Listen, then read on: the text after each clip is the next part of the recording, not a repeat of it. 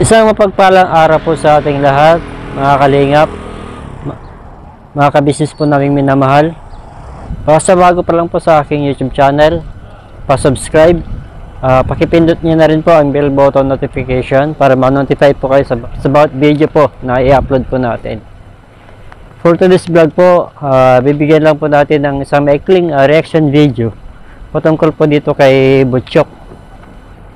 Ito po mga kalingap, si Butchok po bali pamangkin po ito ni Mrs. Kabisnes. Anak po ito ni Tita Dada. Itong si Butchok po noon, ito po yung partner ni Papa Dins sa kanyang pagbablog. Nung sila pa po ay magkasama, maganda po ang katawan ni Butchok po noon. Nagulat nga lang po ako nung itong huling vlog po nila Mrs. Kabisnes tsaka nila Mr. Kabisnes. Pumunta po sila, nanay po ni Mrs. Kabisnes. Kasama po itong si Butchok sa tahanan po ng Mr. and Mrs. Kabisnes. Ngayon po mga kalingap, mga kabisnes, laki na po ng pinagbago ng katawan nito si Butchok. Talagang bumagsak na po talaga. Hindi na po siya yung dating Butchok na pinapanood po natin noon. Sobrang payat na po niya ngayon. Nakakapanibago. Yun nga po, napag-alaman nga po natin sa ating panonood sa kanilang vlog na itong si Butchok pala ay bumalik sa dati. Dati po, bali gumagamit lang po siya dati. Eh ngayon, nagbebenta na rin ng pinagbabawal na gamot. Grabe, kawawa naman itong si Butchok sa naging sitwasyon niya. Yun nga po, nakakalungkot. Bali, bumalik naman siya sa dati niyang gawi na pinangako niya dati na hindi na siya babalik sa ganong gawain, ang pagdadrugs. Pero ngayon, mas malala pa po. At napag-alaman din na itong si Butchok po ay meron pong pinagkakautangan na napakalaking halaga.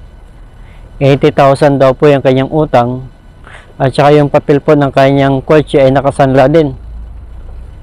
At ito nga, binigyan po si Butchok ng isang pagkakataon kung anong gagawin niya kung sakaling bibigyan siya ng pera.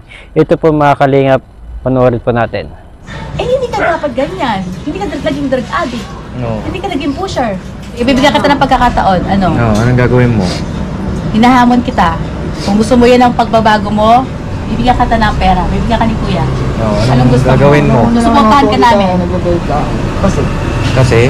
Kung kumita ng mabilis, Oh. tapos mabayaran kung may mga utang ko. Bakit ka nagka-utang? Paano ka nagkautang? Marami din. Magkano utang mo? Kano ba ang utang mo? Sige, pagbibigyan ka uli namin. Hindi ka namin paparehab. O, anong gagawin mo sa pera para ikaw ay mapatunayan na ikaw ay magbabagong buhay na? Yun nga lang dito, gusto ko nung mawala yung pinagkakautang. Ano? Nawala, matapos. Yung Ang pinagkakautang utang, ko. magkano utang? Kano utang mo lahat? 80,000?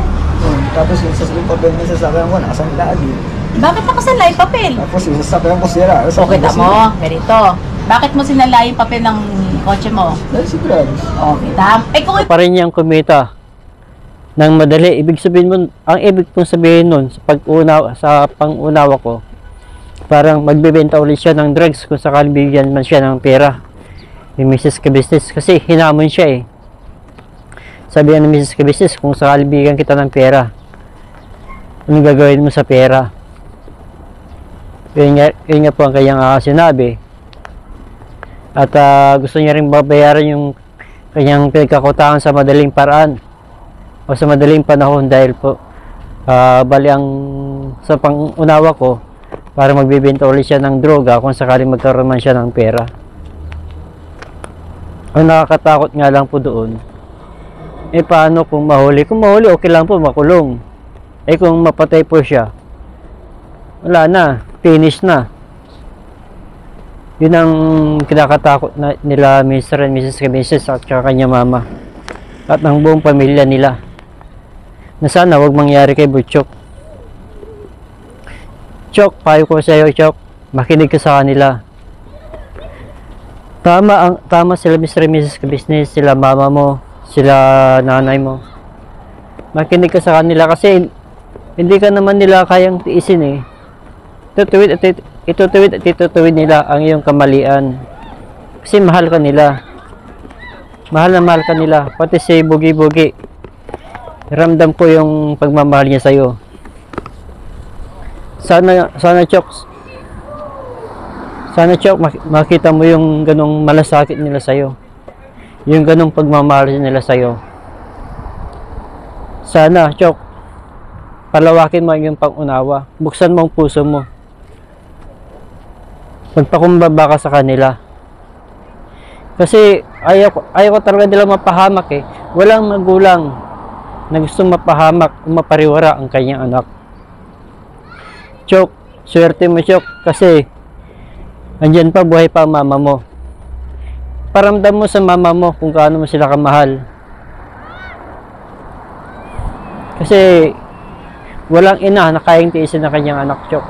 Pero ang anak kayang tiisin ng kanyang magulang. Sana, Chok, magbago ka na.